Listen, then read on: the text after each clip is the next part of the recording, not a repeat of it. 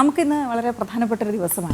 അത് പറഞ്ഞു തുടങ്ങണ്ടേ? മറക്കാൻ കഴിയാത്ത ഒരാൾ. അതെ, പലരും മറക്കാൻ ശ്രമിച്ച ഒരാൾ, പലരും വിസ്മൃതിയുടെ ഒരു തിരശീല ഇങ്ങനെ ഇട്ടാൻ ശ്രമിച്ചൊരാൾ, അങ്ങനെ അങ്ങ് മറയില്ലല്ലോ. തീർച്ചയായിട്ടും ചരിത്രം അങ്ങനെ ഒരിക്കലും വായിക്കാൻ കഴിയില്ല. സ്വാതന്ത്ര്യ സമര സേനാനിയും ഭാരതീയ ജനസംഘം സ്ഥാപകനുമായ ഡോക്ടർ ശ്യാമപ്രസാദ് മുഖർജിയുടെ 124-ാം ജന്മദിനമാണിന്ന്. രാജ്യസ്നേഹിയും വാഗ്മിയും മികച്ച പാർലമെന്റേറിയനുമായിരുന്നു ശ്യാമപ്രസാദ് മുഖർജി. അതിലൊന്നും അവസാനിക്കുന്നില്ല ആ വിശേഷണം. സ്വതന്ത്ര ഇന്ത്യയുടെ ആദ്യത്തെ വ്യവസായ പൊതുവിതരണ മന്ത്രിയായിരുന്നു ഡോക്ടർ ശ്യാമപ്രസാദ് മുഖർജി.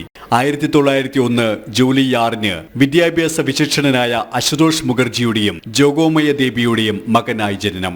പ്രാഥമിക വിദ്യാഭ്യാസത്തിനു ശേഷം 1921 ഇംഗ്ലീഷ് ഭാഷയിൽ 1-ാം സ്ഥാനത്തോടെ ബിരുദം കരസ്ഥമാക്കി.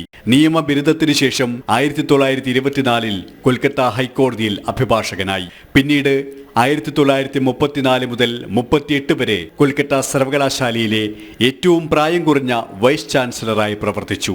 1943 മുതൽ 1946 വരെ അദ്ദേഹം അഖില ഭാരത ഹിന്ദു മഹാസഭയുടെ പ്രസിഡന്റ് കൂടിയായിരുന്നു. ബംഗാൾ രാഷ്ട്രീയത്തിൽ സജീവമായ അദ്ദേഹം രാഷ്ട്രീയ സ്വയം സേവക സംഘത്തിന്റെ പിന്തുണയോടെ 1951 ഭാരതീയ ജനസംഘം രൂപീകരിച്ചു.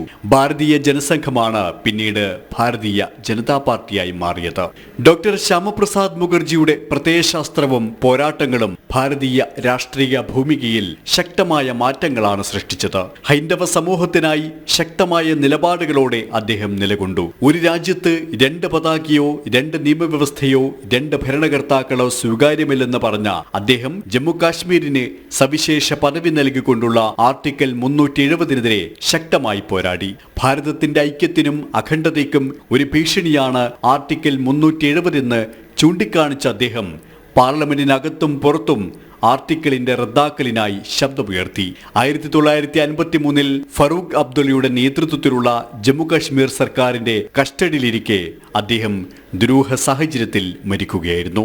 എന്നാൽ പിൽക്കാലത്ത് മോദി സർക്കാരിന്റെ ഭരണകാലത്താണ് ശ്യാമപ്രസാദ് മുഖർജിയുടെ ചിരകാല അഭിലാഷം വെളിച്ചം കണ്ടത്.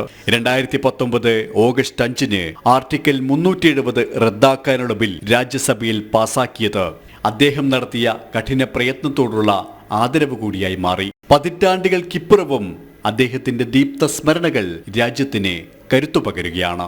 ന്യൂസ് ഡെസ്ക് ജനം.